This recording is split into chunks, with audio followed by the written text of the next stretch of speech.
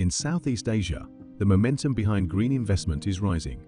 But is it moving fast enough to meet the region's growing climate and energy needs?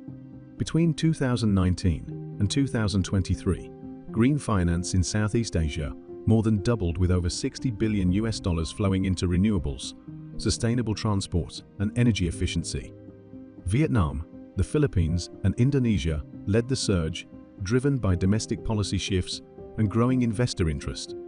Yet even with this progress, ASEAN investment levels are still far below what's needed to stay aligned with a 1.5 degrees Celsius pathway. To meet net zero targets, Southeast Asia must attract over $1.5 trillion in clean energy investment by 2050. That's more than 10 times the current pace. Delays in regulatory reform, fragmented energy planning, and a lack of grid-ready projects are holding back capital deployment. While Vietnam has emerged as a regional leader, drawing over $20 billion in clean energy finance since 2019, other countries are lagging.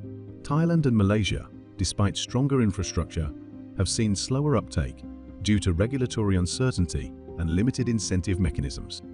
In contrast, Cambodia and Laos are attracting hydropower investment, but with mounting scrutiny over social and ecological impacts.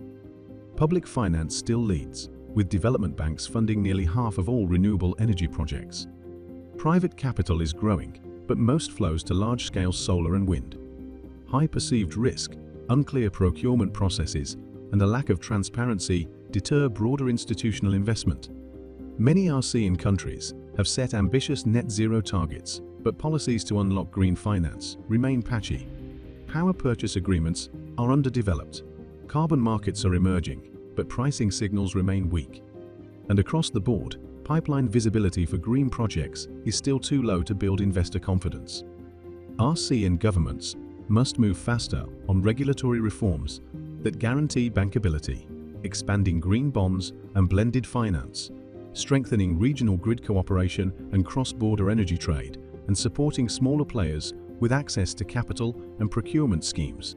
Green finance is gaining traction in Southeast Asia, but scale, speed, and structure still fall short.